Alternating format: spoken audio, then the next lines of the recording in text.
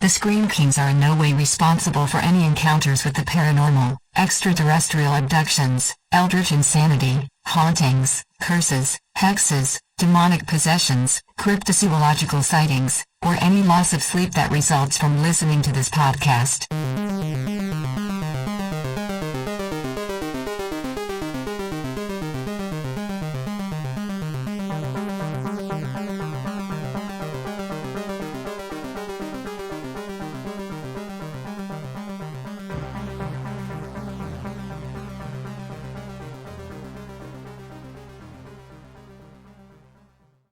This is the Scream Kings podcast. I'm Nathaniel Darkish.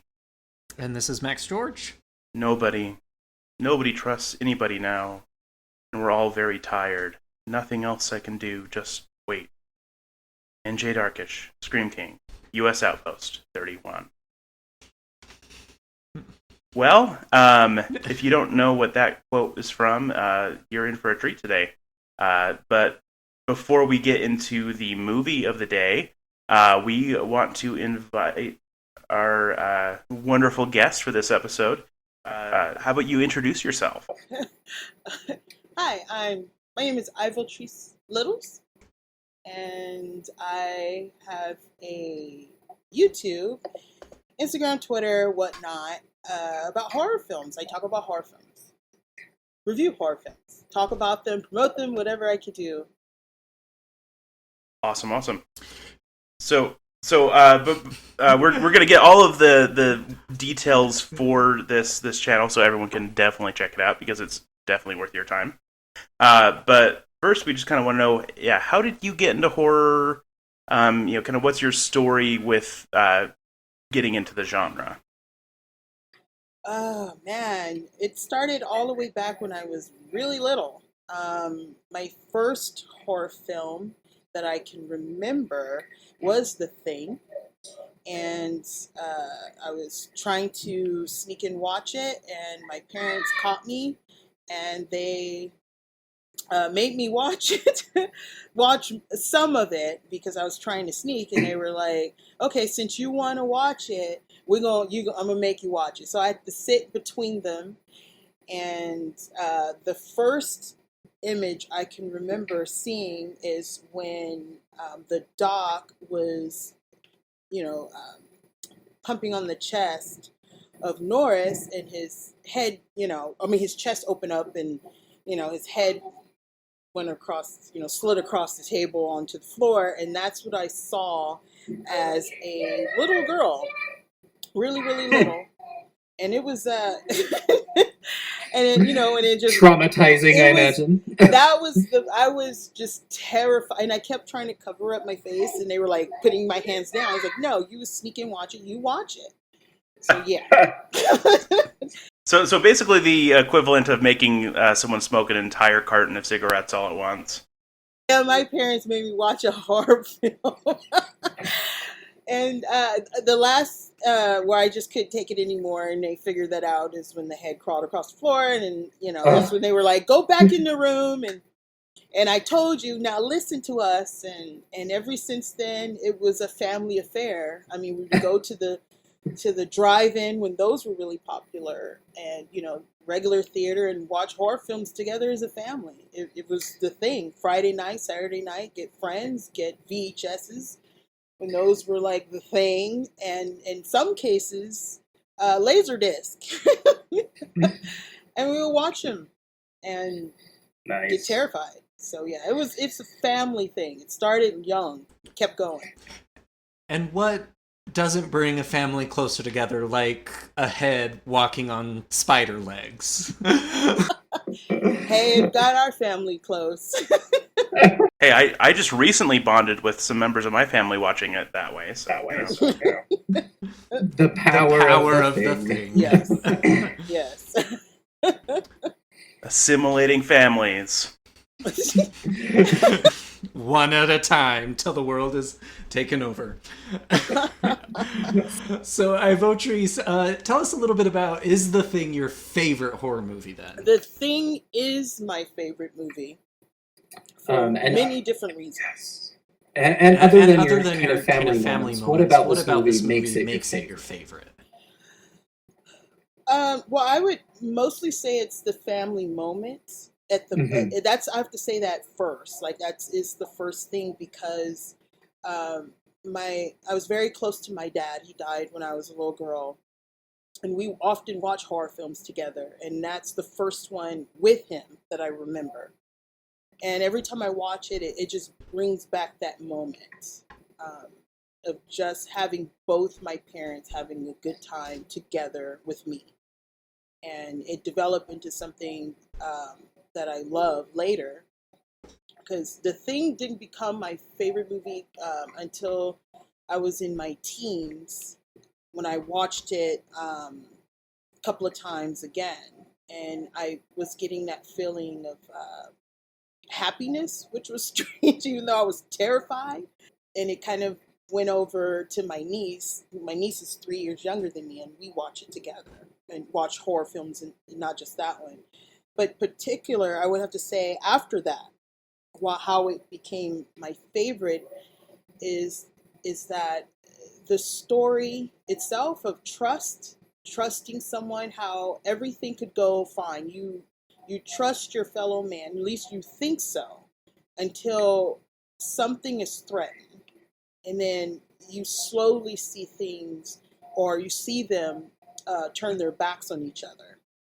And it just takes something, of an alien species to really show who your friends are.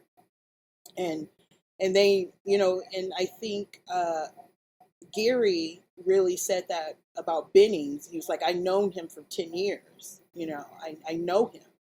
But at that point, it didn't matter if you knew him or not. He's the thing, we're destroying him. So friendships were just demolished slowly by one, in fear. And I think that happens in real life. You could be friends with someone for, 20 years until they break your trust, and it's kind of either all over or you don't trust them again. They're still your friend, but you're still watching them and seeing what's next. So that's why I really like it's the story. Awesome. Yeah. And I think we definitely want to dive into that a little bit more as we review the movie and talk about some of the nuances of it. But first, I want to know what the scariest horror movie you've seen is. Ooh, scariest. Based on age-wise, I would say. I've seen a scary movie that I was in as an adult that really, really scared me. And then there's the one when I was 12 years old. So that I have to say two. Can I say two? Yes. Absolutely. Good. Okay, so 12 years old, it was around my 12th birthday. And if I say this, you probably know how old I am. Who cares? But my sister took me to the theater and to see Candyman. Oh, And nice. Such a good that, movie. at 12 years old, is Yep. scary. I couldn't use the bathroom by myself with the door closed for at least a couple of weeks. It really got to me.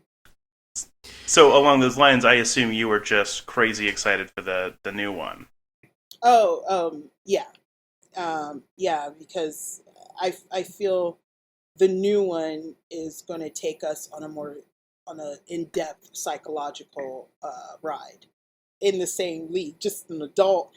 It's really funny. I was watching an episode called TerrorVision on Tales from the Crypt, and it actually really got my heart pumping. I was scared, really scared, because the guy, he was doing like a horror show, and he walked in and with his cameraman, and I forgot that actor's name, but he's been on he's very erratic and loud and funny, and God, I can't think of his name, but he was in there. He walked in there and was looking around, and then all of a sudden you see the camera kind of get weird, but he didn't notice it, and he was just telling the cameraman come with him, and they're walking from room to room, and he walked in the room and he noticed someone hanging, and he got closer and closer, and he was like, dude, are you getting this? Are you getting this?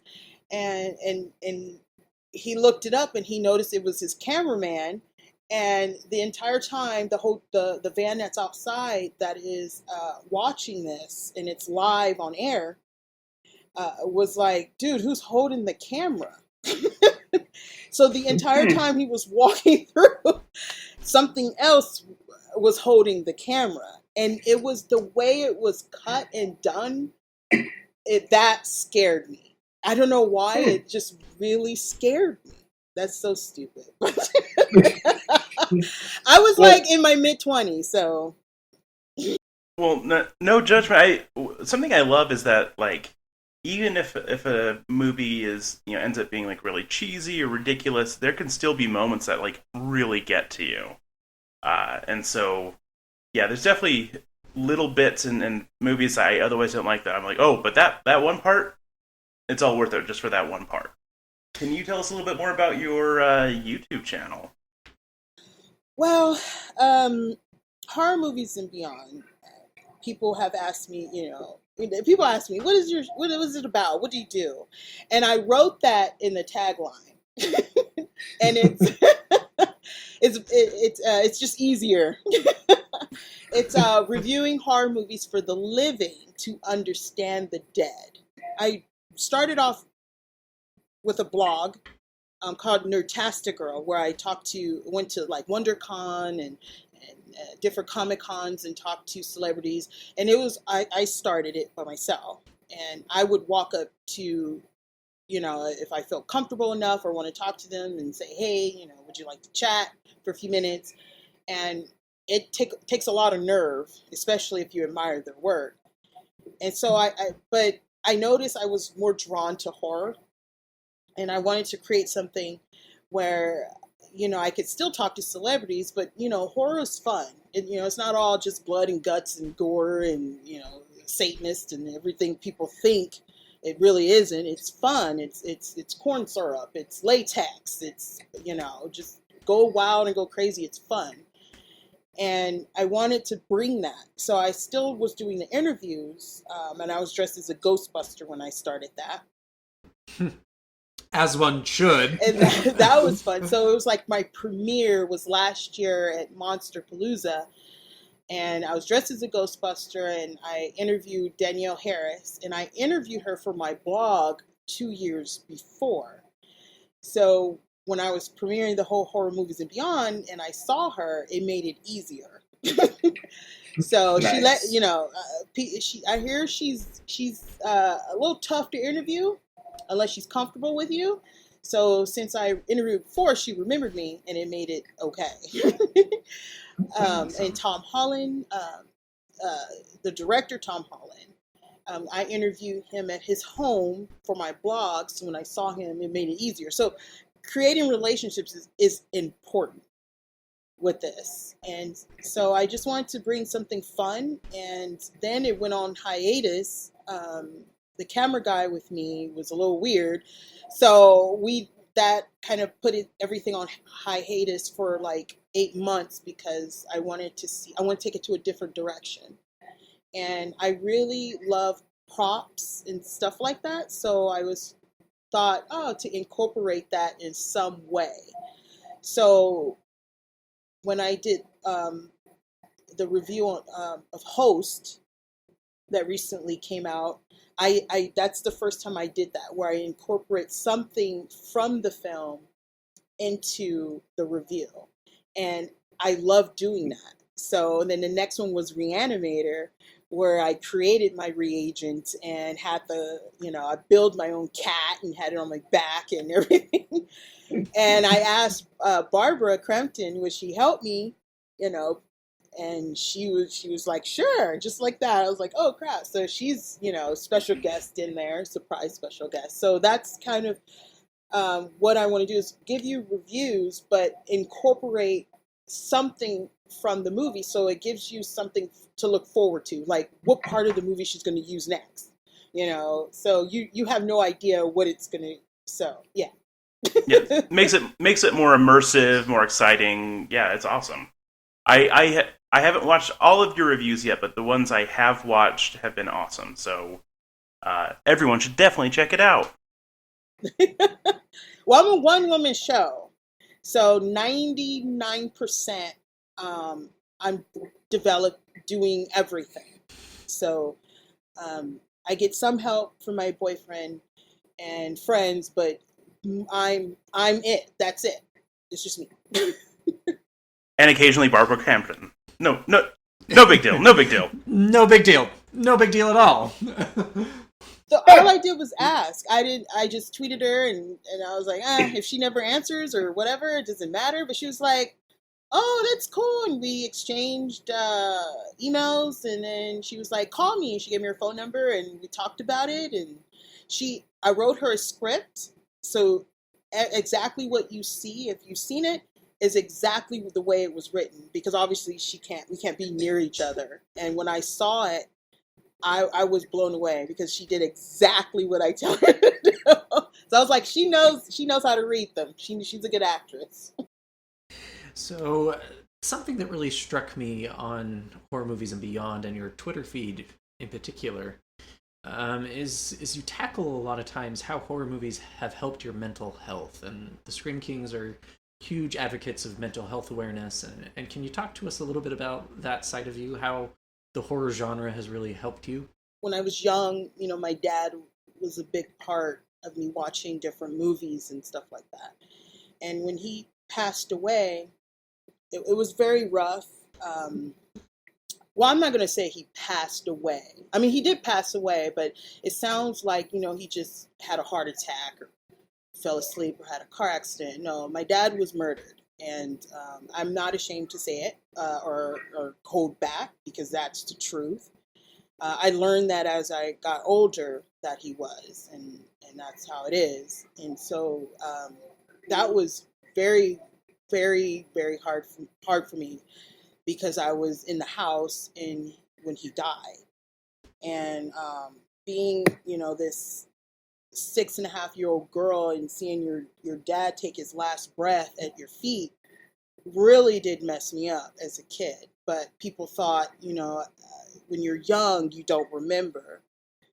But when I watched movies, the movies that we did watch together, which was Aliens and The Thing, I did watch that one. That was the first one. And then Aliens I watched often because it came out in '86, so he was still around. And then like Ghostbusters and, Weird Science and things like that. So when I watch those, it just brings back the happy moments. And then when I watch ones that, like romantic comedies, I would get really depressed, really sad. Even the classic ones of those times, Flight of the Navigator, Goonies, I would get sad because I wanted to be as happy or have a friend like that. And my friend was my dad. And when I watch horror films, I didn't get that way. I had happy thoughts. And as I grew up, I couldn't understand the two. And until I got, actually in my 30s, then I learned the condition of why I was getting sad watching regular movies, not horror. And in horror, I was getting happy, or it was funny, I was having a good time. And it wasn't because not just it was a good story and it was funny and, guts are spilling and stuff like that. It was the times that I spent with my dad and the memories I had of having a great time watching those kind of movies with him, as well as my niece. So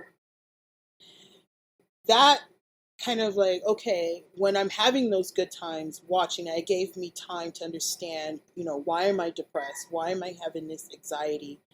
And I started to reach out more. I started to, talk to friends and who had similar issues and stuff like that. And I realized I wasn't alone who have that feeling. I wasn't alone at all. And it made me feel more comfortable. And that it also pushed me to talk more about it, because I would often hear, I don't want to talk about mental health because it makes me look like, people think I'm crazy or something like that. And that's the problem. We need to talk about it because it's a silent killer. Depression is a very silent killer.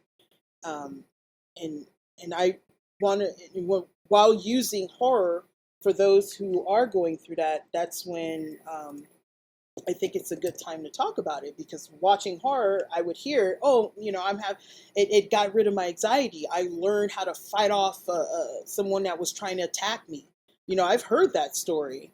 I learned how to come out. I learned, from watching horror films, and I'm like, they do more great than bad, and so, but that's what Hollywood portray them, and that's okay. It's a movie, but some people can't differentiate the difference between make believe and real. What they see.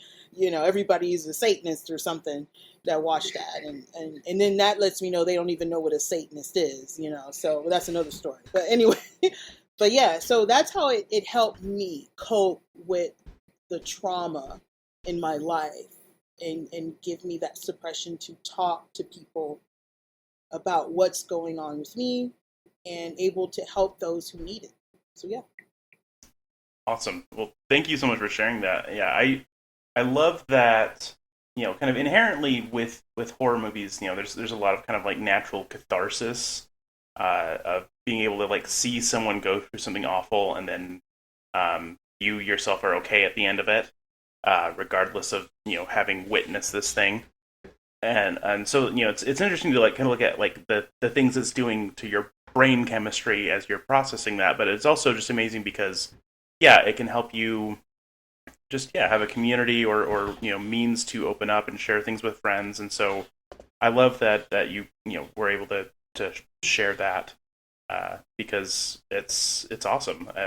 I love horror, and I love how it helps me as well, because I have anxiety, depression, and it helps me be a sane person who can go to work and have a family and be happy. Yeah. Definitely. It's a truly beautiful statement to kind of to have something that allows you to cathart. I don't know if that's an actual verb. I hope not. I'm going to make it. I hope not. As an English teacher, I really hope not. But likewise, as someone who struggles with anxiety and depression, having a moment to kind of create some distance between what is going on in your life and watching someone else kind of struggle and get chased by a demon or chased by a thing, it allows you to kind of remember that maybe you don't have it as bad as you think, and there's power in that. And I think a lot of people underestimate the horror genre and what it can do and the healing it can provide. So thank you for sharing. We appreciate that. And also, yes, cathart is definitely not a word. Okay, good. I had to double check just for my own sanity. I'm now going to use it as much as possible around you. Boo!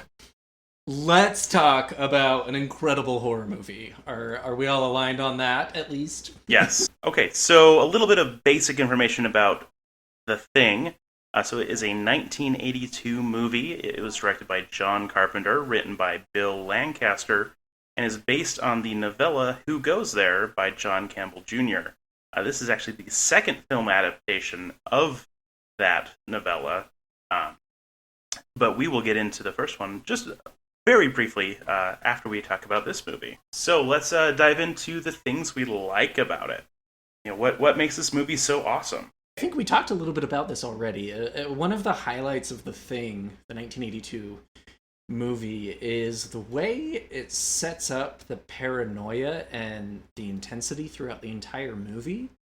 And for me, it was very much this idea of oftentimes we portray that we're one person, and in reality, we're something completely different, And so having that dynamic throughout the entire movie was really intense. It was really unsettling. And it created this idea of distrust throughout the entire film, that you had no idea who was who were the good guys, who were the bad guys, who do I trust, who do I root for.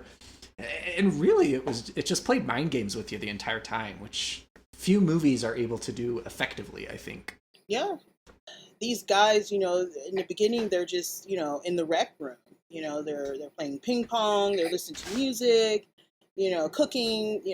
Knowles is probably cooking, but they're just doing their everyday life. And they're getting mad at the chess program and pouring scotch all over it. That is a waste of scotch. Can we just say that?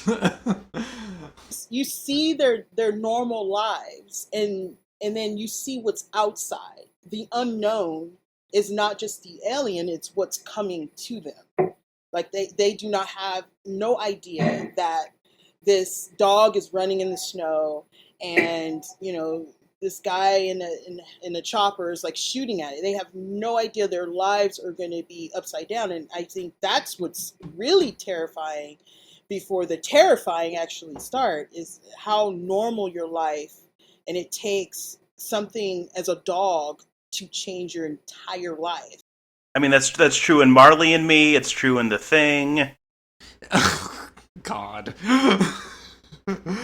I think it was poetic using a dog, though, as well, because humans are so distrustful by nature, and being isolated like that, to take something as lovable as man's best friend and endanger it and turn it against you, I think that really set the stage for, okay, I can't trust anything in this movie. Everyone is a villain.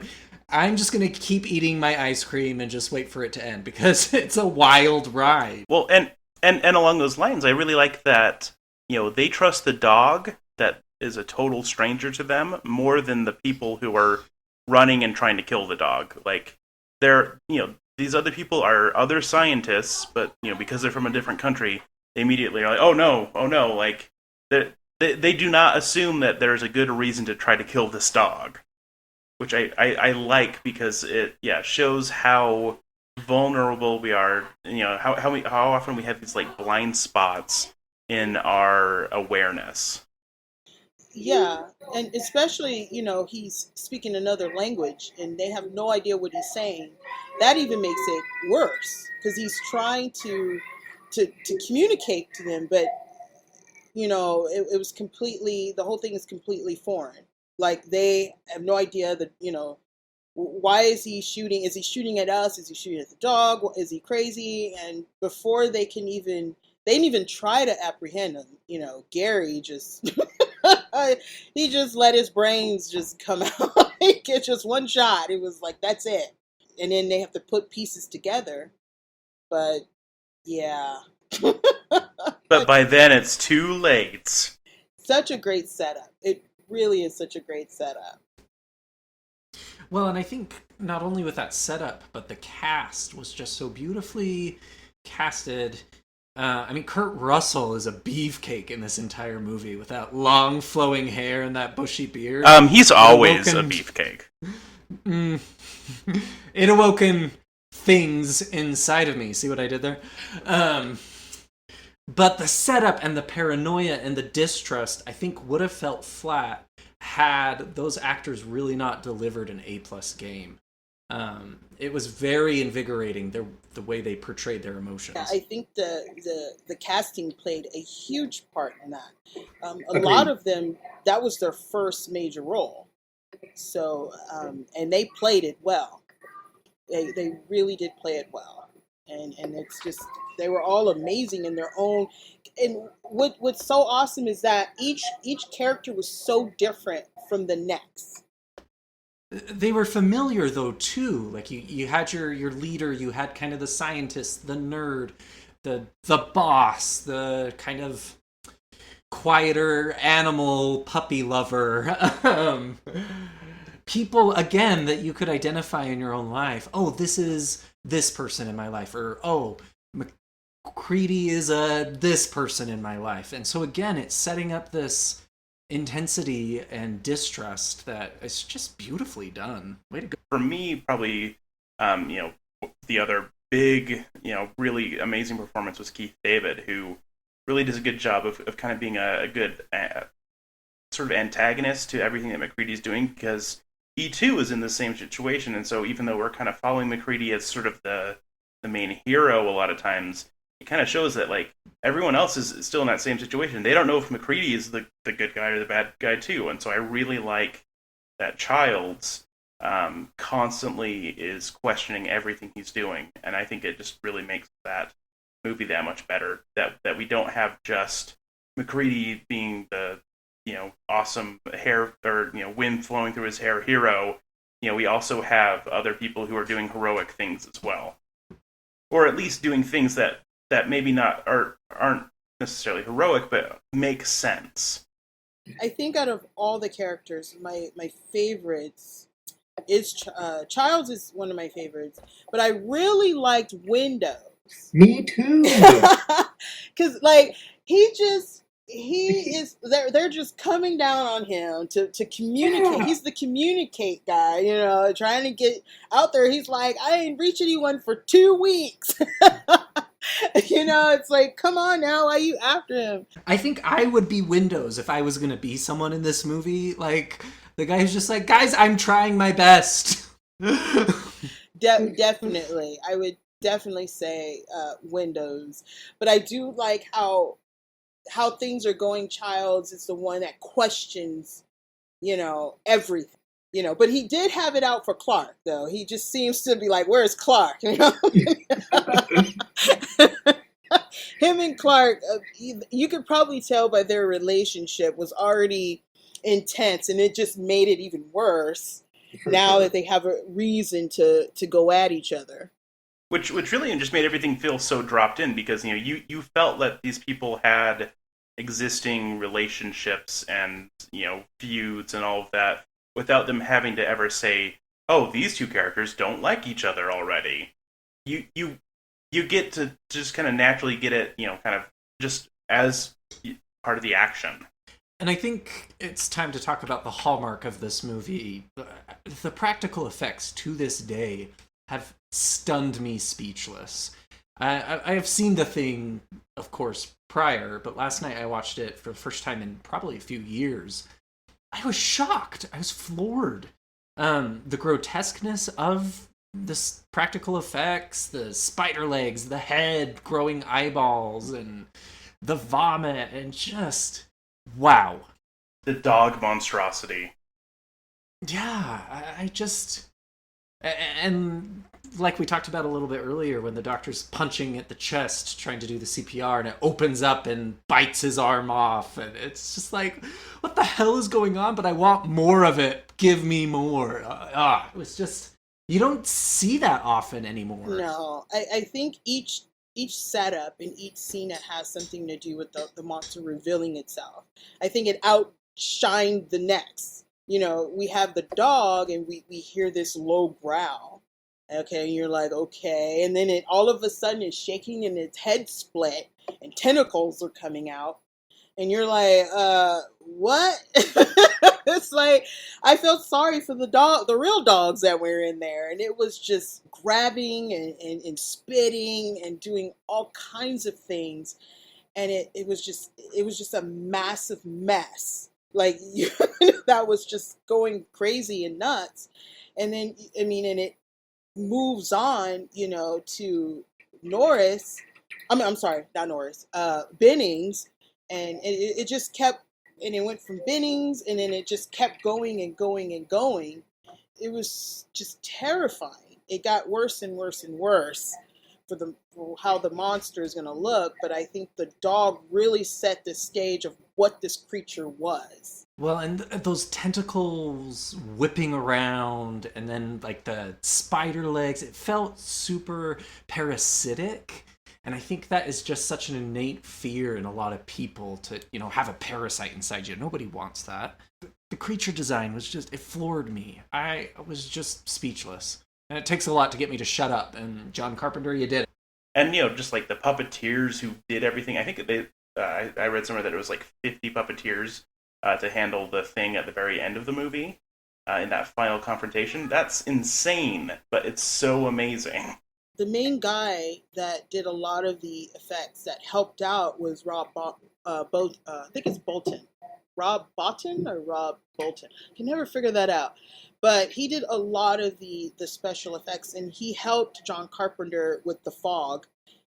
He worked with him many times. So when he got onto this film, they were already in production, and he had no idea what, what is this going to be, and how is this going to be, the challenge and stuff. And they went well over budget. And, back then, $1 million movie was a lot of money. Now it's a low budget if you're in $1 million, coming up with these designs. And a lot of these creature artists and stuff like that, they have one shot. Materials were expensive. So sometimes they have one shot to get, and then they destroyed whatever the creature, monster, or uniform, or whatever it is. And I think that played a lot of pre-production, a lot of storyboarding, making sure the lighting, everything is correct. You step here, you walk over there, because one shot, we're tearing this thing up, and we don't have the time or the budget to create a new one. And I think it takes a lot of creativity, a lot of got to have a good team to understand your wants and needs on these type of films. I think so. I was just going to say, we've kind of mentioned this early when we started talking about the film, but it does kind of play out as a mystery in some regard. And the plot and the storytelling and the narrative really, I think, does this well. It's not only a horror movie, but it's kind of a whodunit, guess who kind of a game, which is fun. It's another level on top of all this gore and gruesome thing moments that is really engaging. It keeps your interest, and it kind of helps you stay focused on the movie. Yeah, definitely. I mean, I think it's a mystery in itself. It's a cat and mouse mystery. Like, who's it? How are we going to find out?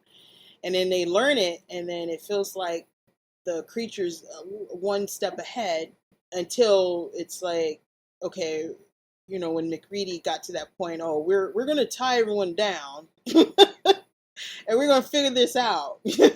But I bet he never knew that stuff was going to jump out. It was like, that itself was like, that's how you knew every single part. I mean, he even said it, every part is a whole. But we didn't know how whole it was until he put that hot needle in there and blood running across the floor. I mean, it was just great. And that scene was one of my favorites just because it was so damn tense. And then when the blood does react and this monster pops out of the petri dish, that's how you do a jump scare. You magnify the intensity.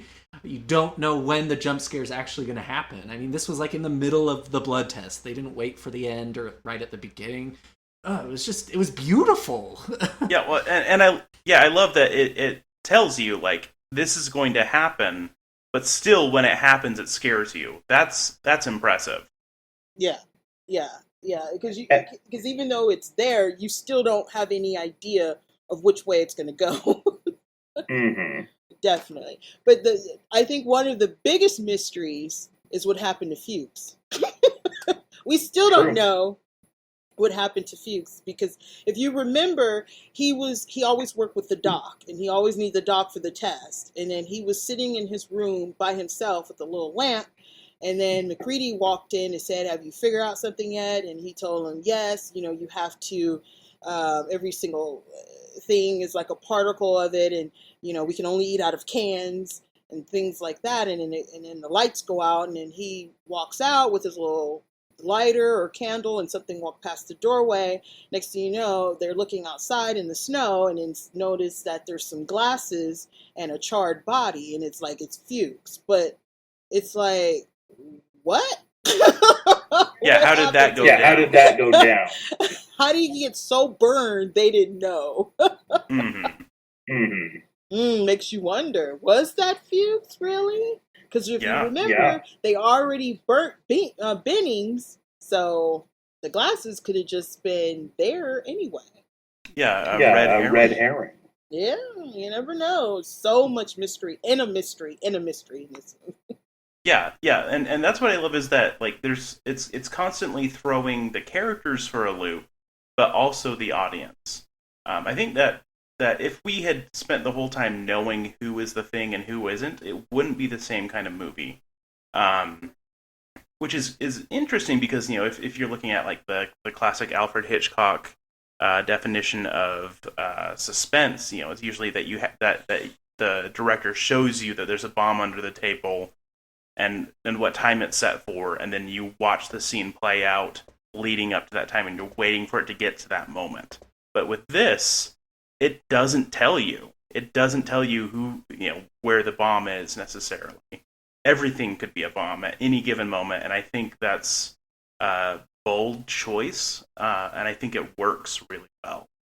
Going briefly back to the blood checking scene, I just saw a thing that apparently a lot of people like to have the Thing viewing parties and will do Jell-O shots in petri dishes for that. Oh, yes, that sounds amazing. And, if I were a drinker, I would do that. I'm sure now Max is getting ideas. And Halloween party forthcoming. You're coming. Okay.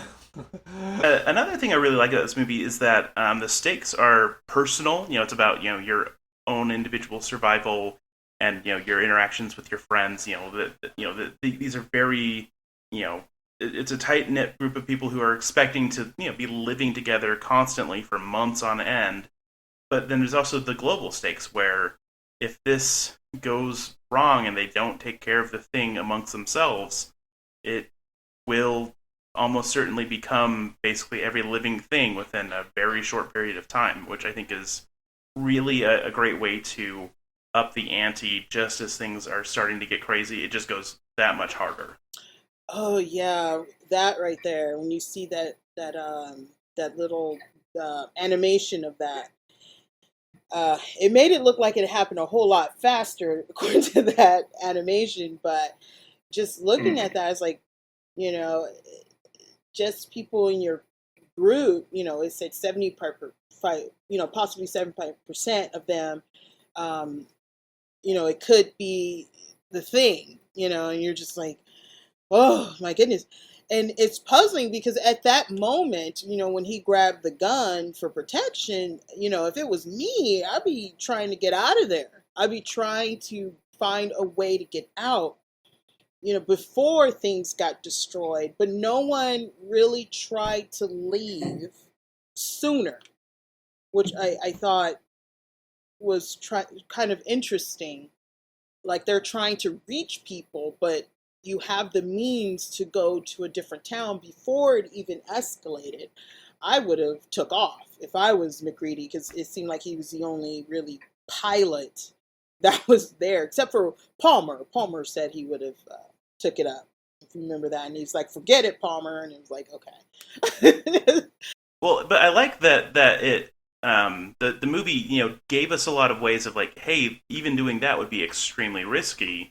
Because we have the storm coming in. Like, they're essentially trapped, even though they're not actually, technically stuck there. It's the danger is just as life-threatening, if not more so, if you leave, which is, I think, a really cool choice, and really plays to how effective the setting is. There's not very many horror stories that we get that are set in Antarctica. But I think it works out great. Once you figure it out, who is who, what do you do with it? What do you do with the person that is the Thing at that point? And I think it never really talked about that, but I think other versions, their prequel kind of played what would you do in that situation. But this one, it's just completely just terrifying because they found, they get more clues, they get more things. And Norris, I think as the audience, you kind of figured like something was wrong with Norris when he when Knowles and McCready decided to go to his shack to go check something out because he turned the lights off yesterday. So I think at that point you kind of figure out who really trusts McCready. And I think at that point you realize not a lot of people trust him, even though he was the leader. Yeah, it's amazing how quickly trust and just the group dynamics shift in a heartbeat, really. Well, and I really appreciated that they didn't make McCready to be some like hyper protagonist who could do no wrong. I felt that by giving him kind of a darker side, it brought some dimension to his character. Yeah, because I think he wasn't meant to be the leader. I think he kind of was pushed there when they found out someone had tampered with the blood, and they said, who has the keys, and Gary said, I have this, I come in there, and Copper was like, Copper was like, I go in there, and Gary's like, I got the only key, and who takes it from you?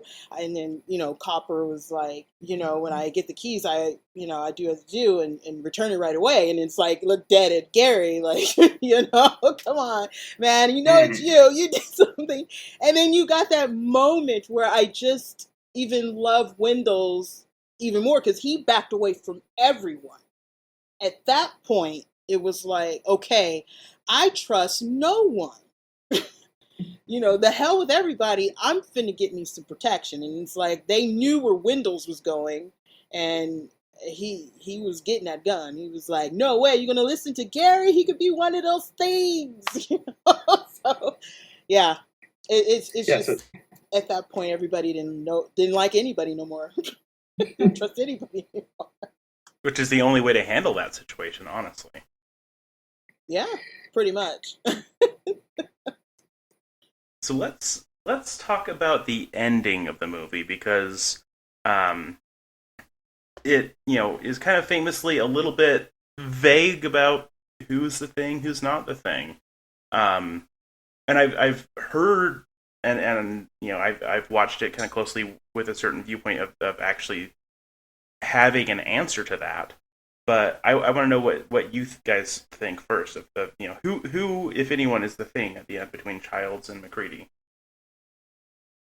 I for sure thought it was Childs, but the whole plot of the movie, I think it's setting you up to second guess yourself. Well,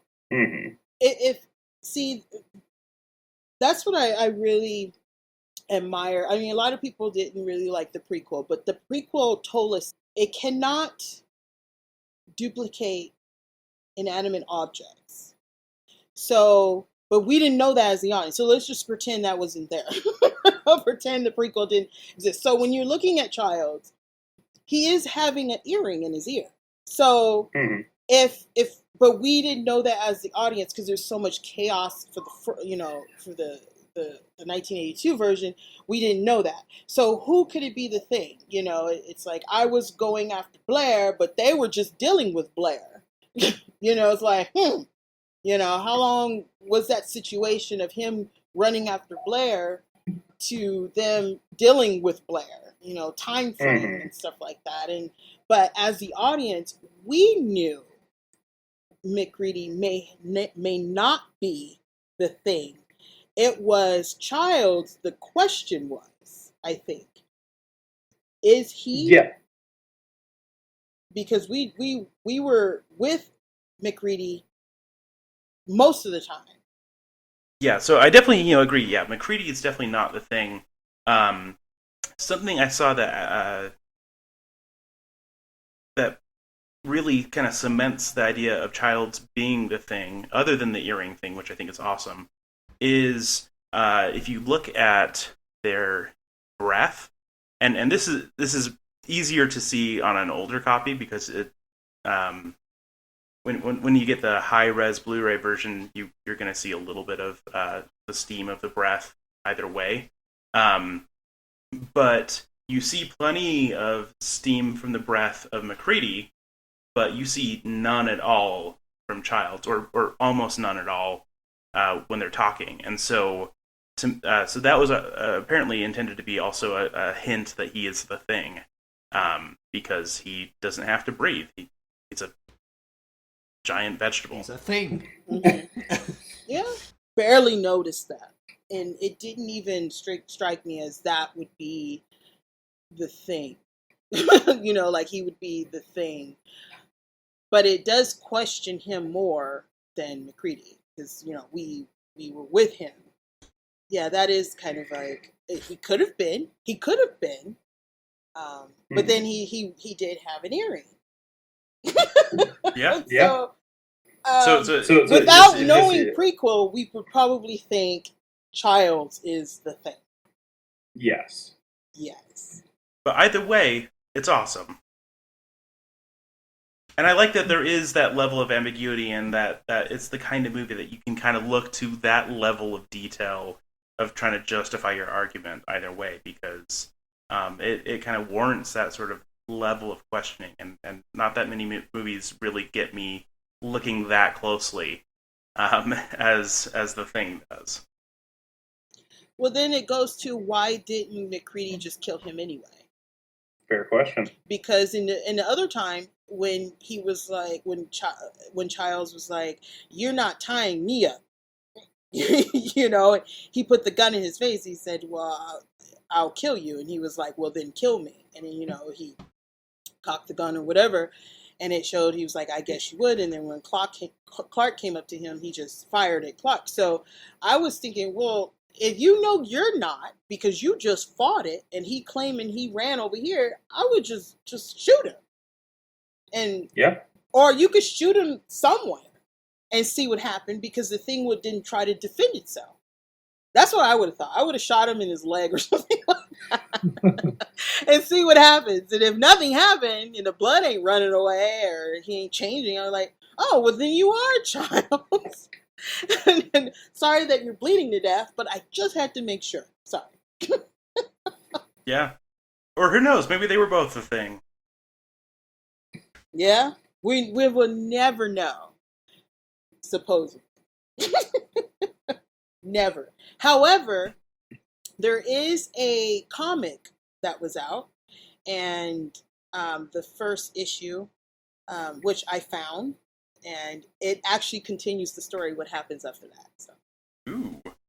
I will have to track that down. yeah, which I've been tracking, at least for number 2, but the first one I got, which, I'm so lucky, because no one could find it. But yeah, it tells you exactly from then on what happened. Well, I am going to look very hard for that, and if I can find it in its entirety, I will let you know. Okay, thank you. So that's why I won't say anything. I'll be quiet. Okay. We'll just agree that, there's more, and we must know. Yes. Okay. So is there anything about the Thing that we didn't like as much? I have a few I have a few things. Uh-oh.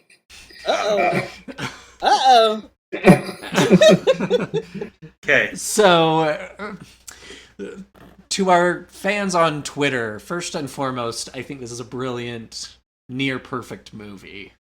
But near-perfect being the key phrase here.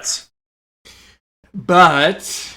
and Nathaniel, you actually noted this, that it would have been nice to see some more women represented. Yes, thank you. In the movie, or and alongside any women at all. Go ahead. Yeah, I don't. And alongside that, I think this movie sometimes does fall prey to being a product of its time.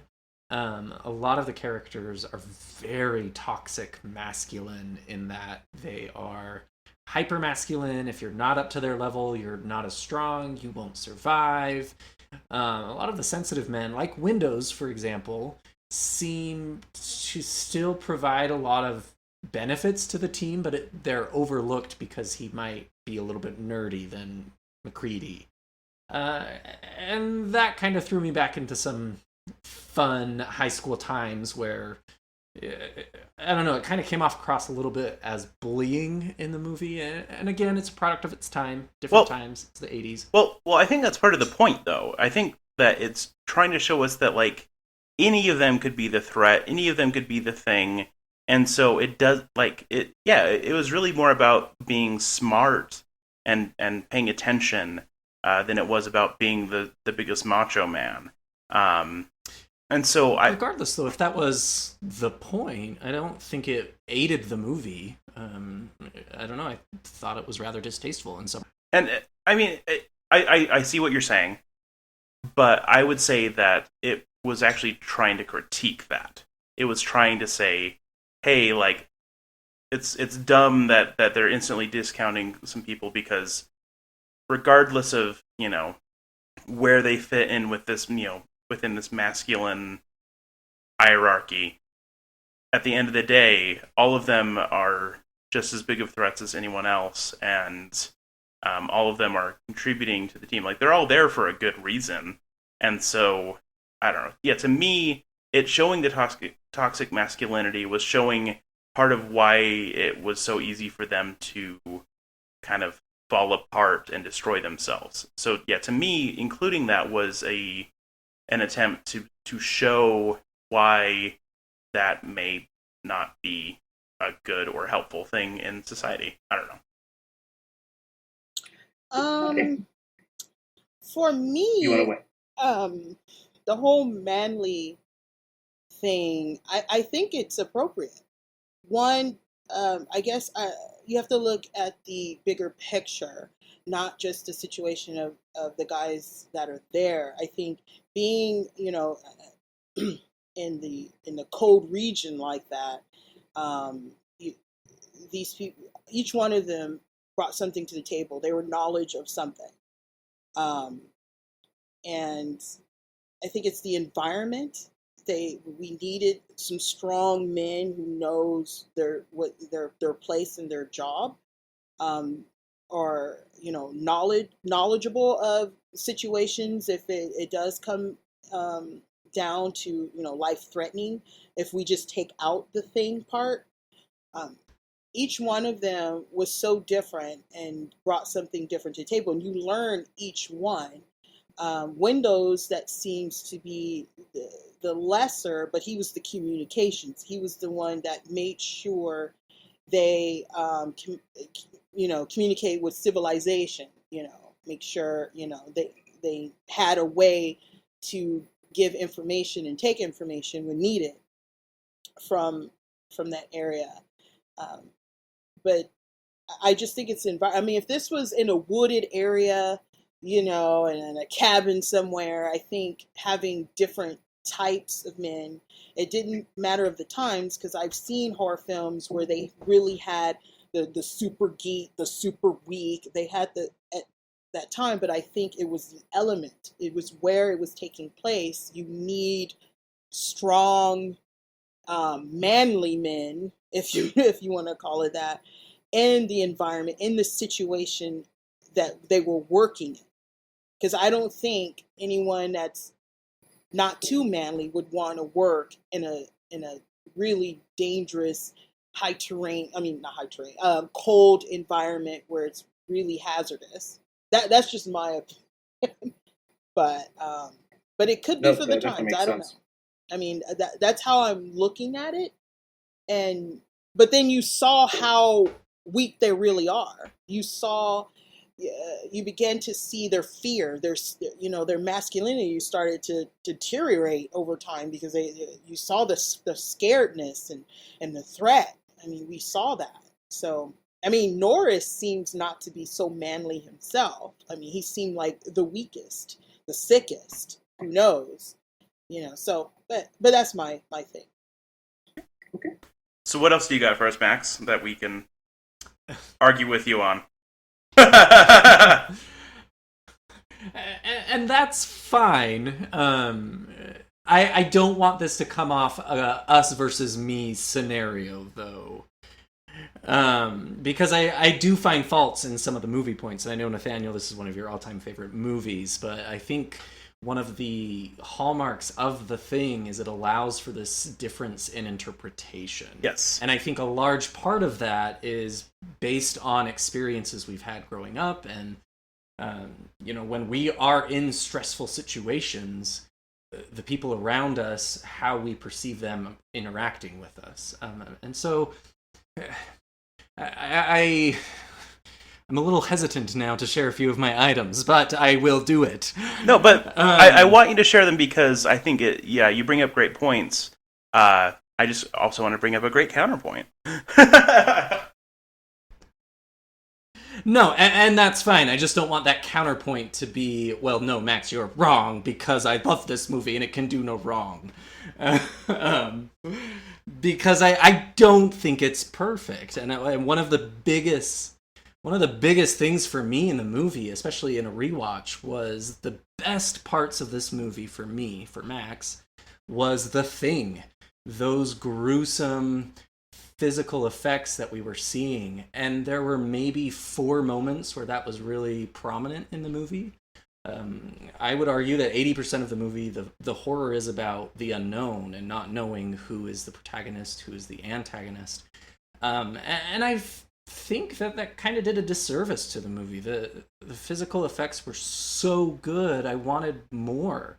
And there were occasions, especially in the beginning and the third act, where I was kind of looking at my watch a little bit, saying, "Okay, let's move on. Where is the thing? I want the thing again. Scare me with the thing." And Well, I would say this. That is a good point. There are some moments there, but you also have to realize how John Carpenter worked. I mean, when he did Halloween, it was that fear as well of the unknown. It was the slow build up to Michael, and he's really good at that. If you've seen The Fog, it's the same way. So I think even in this one, it's the he's trying to establish normal, how normal life is, and even in between, through all the chaos, there's still some kind of normal life in between until it just becomes disintegrated and there's no normal life. And that was when the point where Knowles and McCready separated from the group and went to go check out, and Knowles came back and left McCready. And I think at that point it's like, okay, let's blow him away. Like, and even there was even a point where when Windows was telling, the group, like, what if we're wrong about him? And Child said, so what if we're wrong? Like, he just was ready to blow anybody away that wasn't, that he believed was the thing.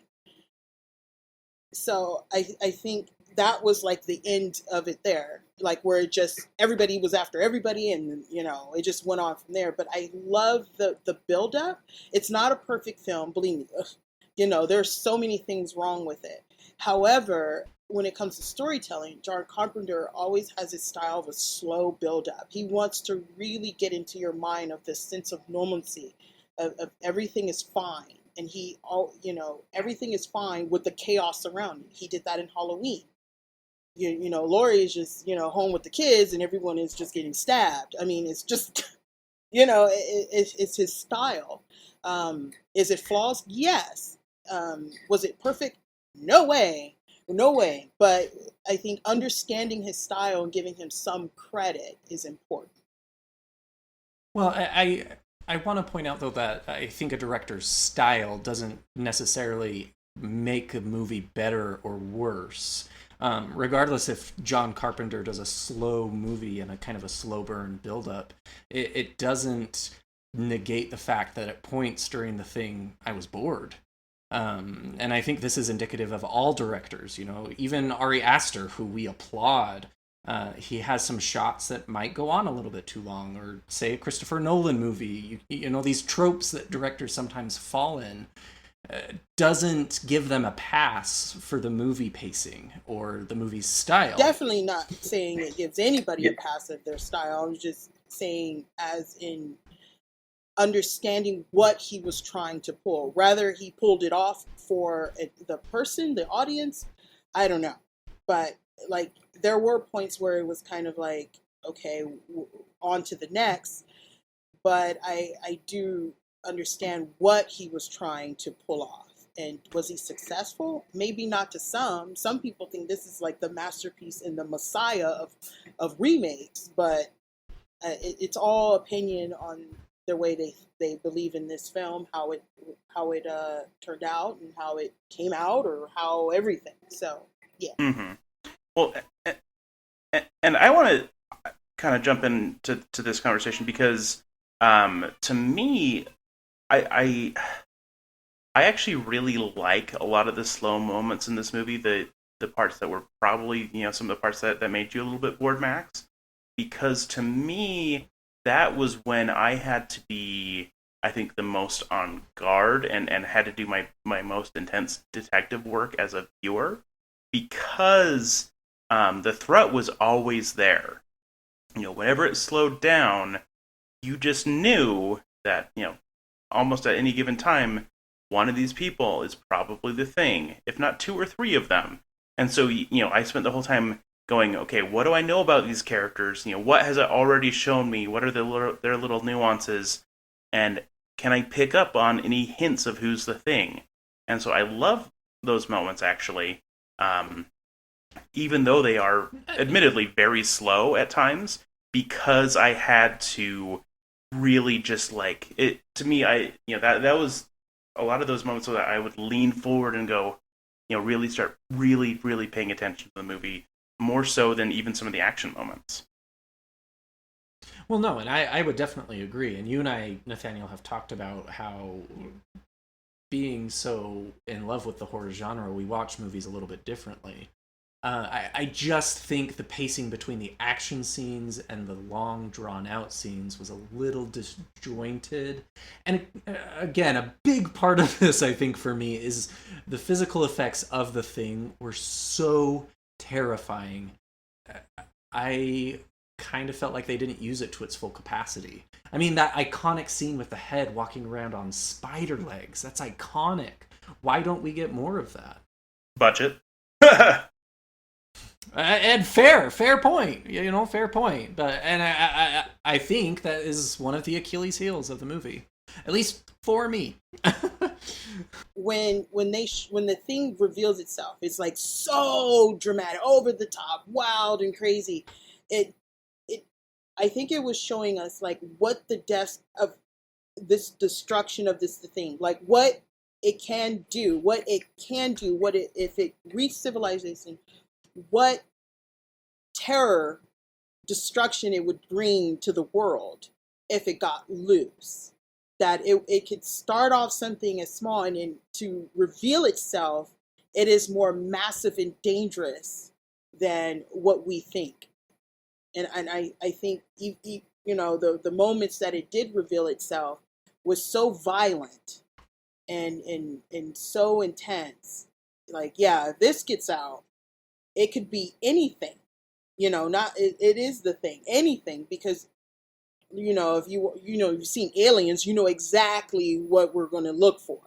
With this, you have no idea. So when it burst out, it's like, what is it going to be next? How it's going to reveal itself next? And it goes way crazy.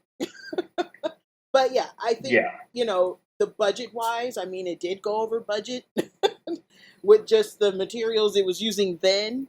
But, if it was made now, it'd be totally CGI. Which we see in the prequel. Last thing.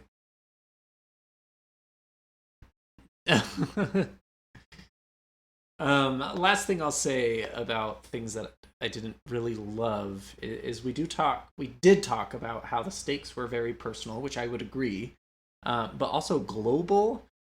And yes, I would agree with that they do allude to this in some regard, but it is a very short moment, and then it's kind of resolved and done and over with. And so I agree the stakes are very, very personal, but I don't think they played up if this thing gets out, the world is ending and it's up to us to destroy it. Other than maybe the last statement, one of the last statements by MacReady, where he says that, we're getting out of here dead so that the world can live, or whatever. Well, and I guess along those lines then, to me, like, really that whole last act is about that the global stakes, that they are destroying the base. They know that they are not going to survive, that everything that they're going to have to do to fight it means that they're going to die. And so to me, the global component of the stakes really played into that third act in a very big way. Okay, so now I have a question for the two of you. Yes. tell me something you did not like about the movie that we haven't already talked about. Because I'm tired of being the bad guy here. Oh man, I'm like thinking, didn't like, what I did not like.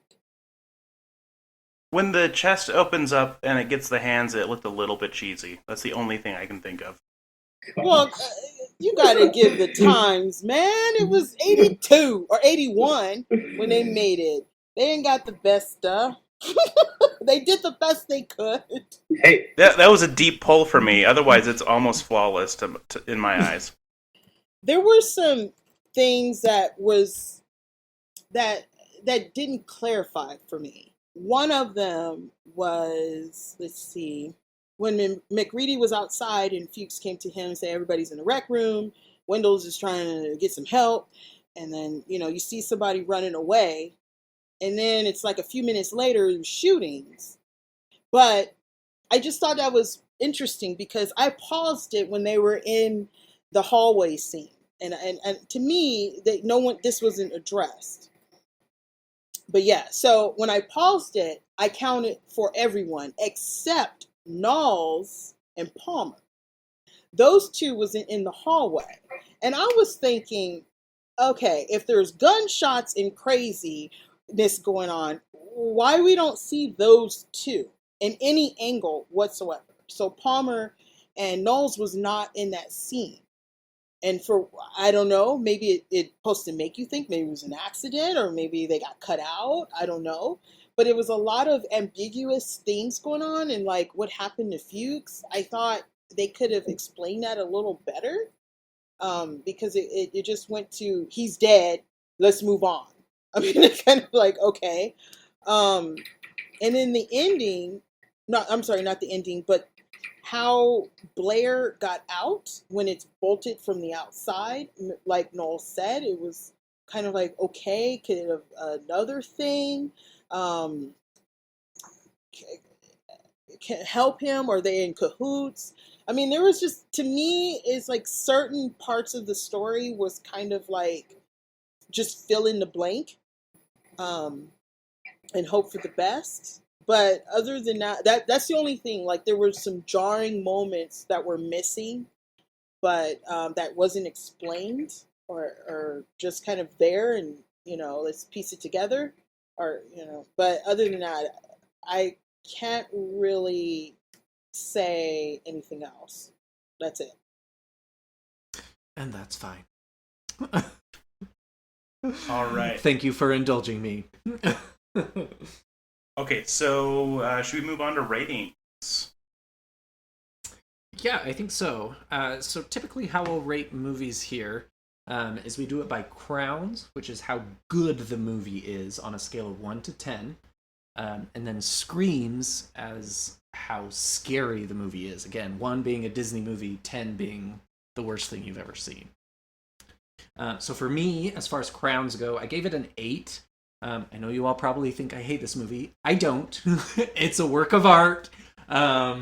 It laid the foundation for so many other horror movies. John Carpenter does incredible work, and the cinematography and the physical effects and everything was just stunning. So I give it an 8. I give it a 9. Give it a 12? I give it a 9. I don't know exactly what about it. It doesn't make it a full 10 for me. There's just I'm really stingy with my 10s, but it's probably more like a 9.5. Honestly, it's pretty freaking perfect. Gosh, that's no, I've never rated it. So this is a little difficult for me. So, but I'm going to rate it a 10. Not because it's my favorite movie, but it's this. This is why I'm going to rate it a 10. I'm thinking of the times. I'm not thinking of as a person today watching it. At the times, I think it was challenging what movies were doing. He was taking something and he created his own. That a story that has been done once already. And they wanted to create something that was closer to the book. And did they achieve that? I don't know, but it looks beautiful, you know, the way they done it. But the times it was different, and it caused a lot of controversy, and it had such a bad rap because it was different. You know, they were used to not anything like that. So I think for him to go out the box to bring us something terrifying and showing the work of art of the creators that work with him, I think it shunned him away. I mean, he lost, you know, other works because of it, and because he wanted to challenge, and it created something where it's like now it's like the holy grail of a of a lot of what to do with remakes, and I admire his, you know, his work for that. So I'm giving it a 10, not because I think the movie is perfect. It's because of the effort of what he was trying to pull. I think he did what he wanted to do. Scare the crap out of us in his way. That's it. Well, speaking of scaring the crap out of us, let's talk about Screams. So I guess I can go first. So I give it a 6 on Screams. I think it's really has some great, really scary moments, but most of the time I just felt paranoid and anxious rather than necessarily scared. I gave it a 7 for the grotesque scenes with the thing. That alone, I don't know, it stuck with me quite substantially. So a 7. I would give it. I would give it a 7, 7.5, 8. No, 7.5, 8. Somewhere like 7, somewhere in there. 7.75. Yeah, there we go. 7.32. Yeah, I would give that because, like you know, like you said, it gave you that paranoid feeling of who is it, and how it would be revealed, because it showed us different ways of showing itself. What is next? What can it top it? But just the effects alone and the characters, how they all work together, how the chemistry of the characters work together. No one was out of, I believe, no one was out of place. No one was like, God, that character just seems weird. Everyone was different and it fit. And I give that, and then the special effects. Just beautifully done. So that's mine. So I wanted to very briefly just touch on all of the other ways that I guess the other pieces of media in the Thing universe, and also the original novella and all of that. So if we could just briefly summarize, you know, I guess if we've seen these or read them or whatever, and you know, kind of what you think. So first things first, let's just talk about the prequel very briefly. So to me, I don't love the CGI and the fact that, yeah, they didn't really take advantage of, you know, doing lots of practical effects. But I think that the way that they reproduce the carnage from the original, you know, because it's the team, the Norwegian team, the way that they paid such incredible attention to detail to how everything gets destroyed by the end of it is amazing. I actually enjoyed it. I love what they were trying to do, and I love some of the stuff they actually were able to do. The prequel was actually supposed to be a remake, but no one wanted it at the time. So they decided to come up with, okay, let's piece the puzzles of the things that they found when they went to the Norwegian site. I think they did a really good job to, you know, why the axe was there, why the two-headed person was there, or, you know, why the person committed suicide. I mean, it was just, it took great attention to detail. They did pay homage too, even though it was a prequel to the Kurt Russell character, because Kate reminded me of McCready. I mean, she wore a coat like him. She had the hair like him. I mean, it was like she became the leader like him. And then, you know, then it became to the part no one trusts her. I mean, it kind of followed that pattern. with that. However, the effects of The Thing, I think, was a little bit too much. I like the slow of it revealing itself. This one it seemed to be like it was fast and at you. It didn't give you a chance. It was chasing you down. It was doing all these things that the remake didn't do. You know, it was doing all these things. So it was the aliens didn't match. However, the alien inside the ship matched the book better, which I thought was kind of interesting. But that's pretty much all I have to say about that. It still had some unanswered questions. I'm like, okay, because, you know, about Kate, you know. Mhm.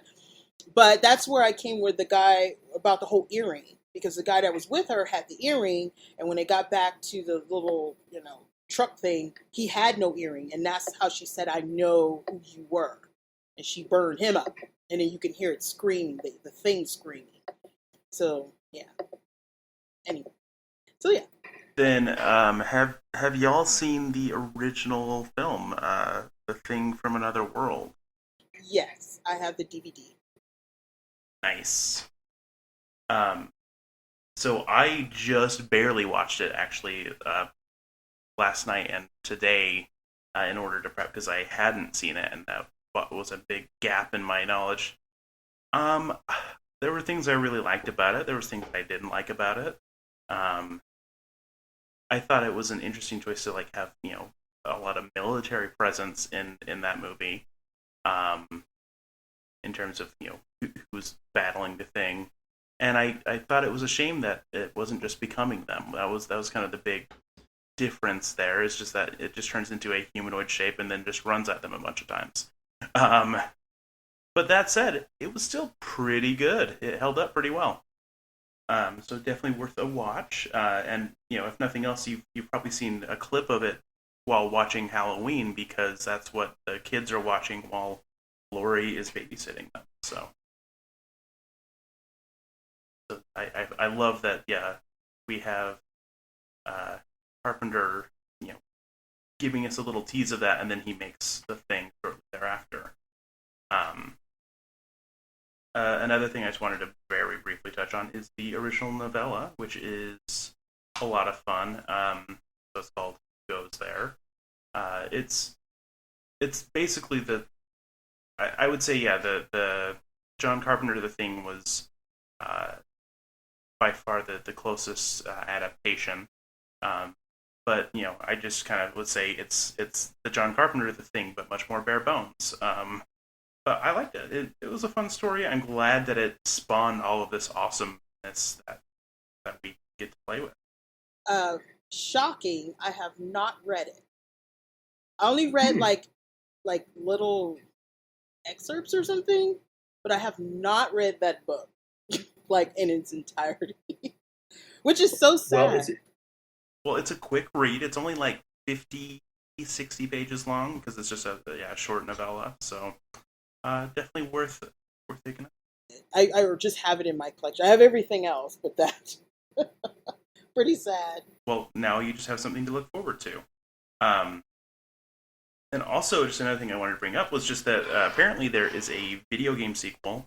I think it was for like GameCube and PlayStation 2, I want to say was the era that came out. And it's also just called The Thing, which makes it fun to, you know, talk about how The Thing is the prequel to The Thing, which has a sequel, which is The Thing. Doesn't ever get confusing. Not at all. I never played it, but I kind of want to get my hands on it just to give it a whirl. I played it. Let me tell you. Have you ever played Silent Hill?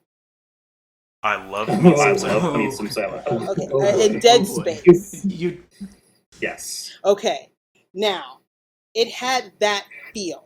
Have you ever heard of that game called SOCOM? Yes. Okay. Have you played SOCOM? No. Okay, so SOCOM, that game, you have a crew with you, and you actually wear a mic, and then you say beta, alpha, you have to give commands.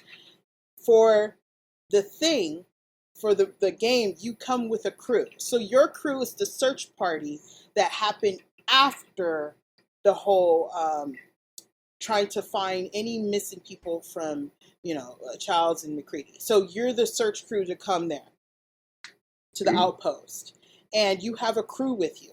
Now, the crew carries certain things, so certain first aid, guns, and things like that, and you're the leader. At the same time, while you're trying to search your crew, you have monsters. And also, your crew gets paranoid. Once they get paranoid, you have to physically, as the character, walk over there and reassure them. They start to shake, and you see them shaking. So as they shake, you have to give them what they need to stop shaking. They need guns, they need bullets, first aid, stuff like that. So as you're still searching for your crew, you have to be aware of your crew with you as you're searching for what happened at the outpost. It's an intense, hard game.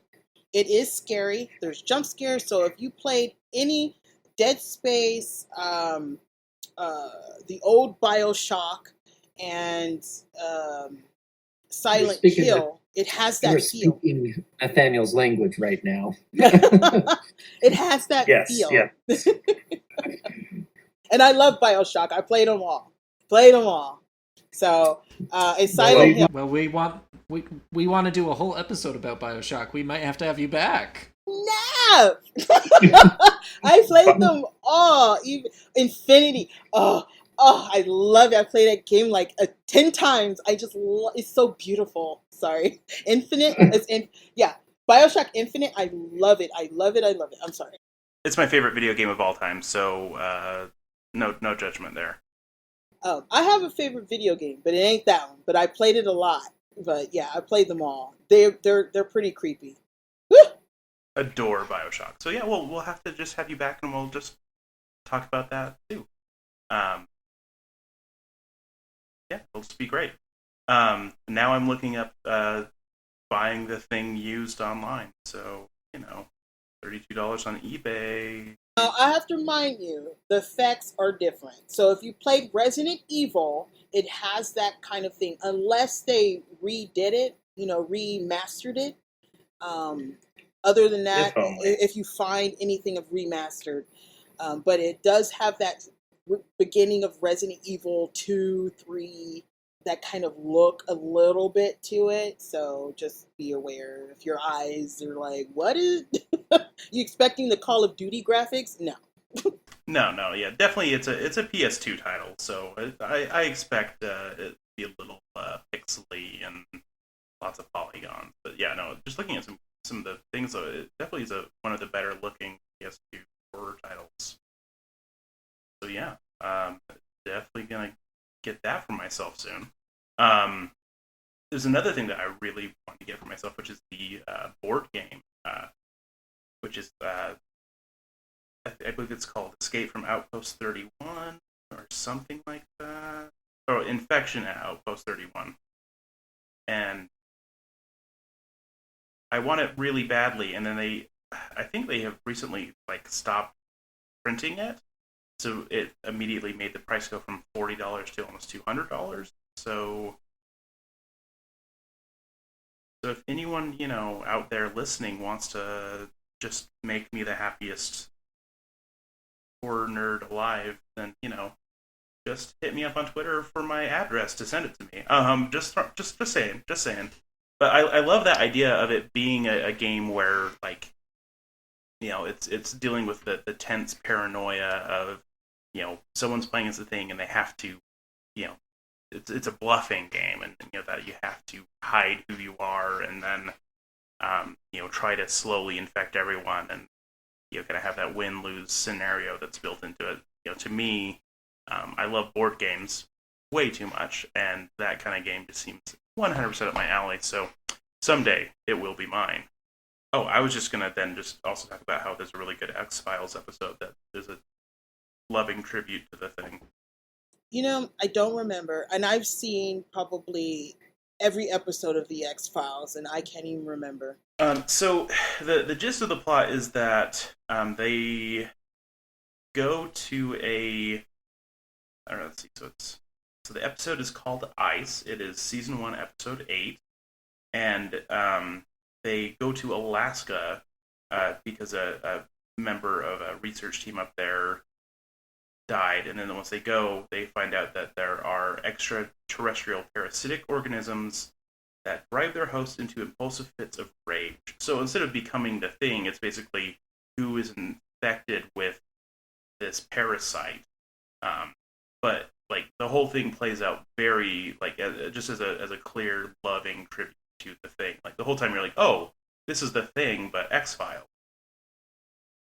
It's a great episode. I love it.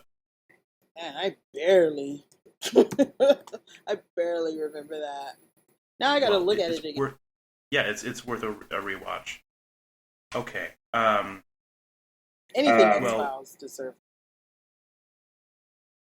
That's fair. It's a great show.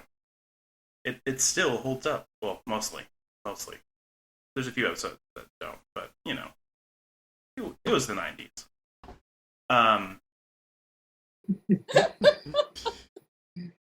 To wrap up this thing, I'm going to try and use thing as much as I can now. We'd like to close our episodes with a segment that we like to call Staying Spooky. So that is just something that you're doing to stay relevant in the horror community, whether that's a horror movie you've watched recently or a horror TV show, a book, whatever it is. Just to kind of give our listeners some more options of what is out there. The horror genre is so massive, and I think a lot of people push it into just a corner saying it's only horror movies. So for me, I have rediscovered the animated series Castlevania on Netflix. I watched the first season, and I was very disappointed that it was only 4 episodes long. But holy cow, it is so good. Second season, I'm starting third season. It is brilliant. Such a good series.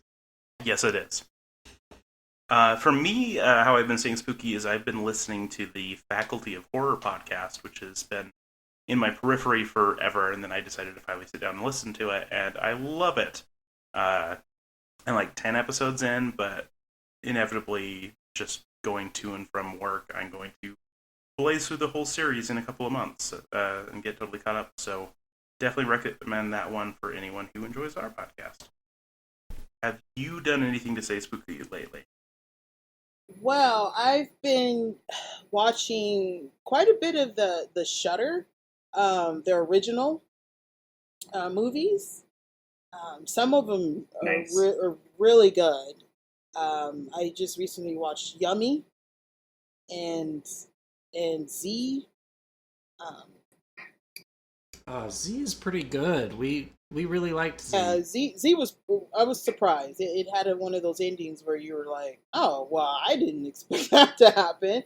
But it's like they've been in the past. They would do once in a while Shudder originals, but they really been throwing them out there, and I think it's competition with Netflix. But what I like about Shudder is that app or whatever you want to call it, TV network is horror, so they could just, whoever has that is going in there to watch is looking for blood, guts, and gore and something scary. Whereas Netflix, it has to range across quite a bit, and some of them are pretty creepy. But I think Shudder is really stepping up the game with that. So they got some really good originals. I definitely recommend, like Yummy, Z. There's some other ones I can't remember right now, but definitely Shudder is the place. It looks like definitely. Yeah. All right. Well, I think we have thoroughly covered the thing now and all of its iterations. So since there's nothing else to say, I just have to say, stay spooky. Stay spooky. Stay spooky. Need even more Scream Kings? Here's our obligatory shameless social media plug. Follow us on Twitter or Instagram at Scream Kings Pod. You could also email us at screamkingspodcast@gmail.com. Help us reach a wider audience of horror fans by leaving a review on iTunes or by sharing a link on social media.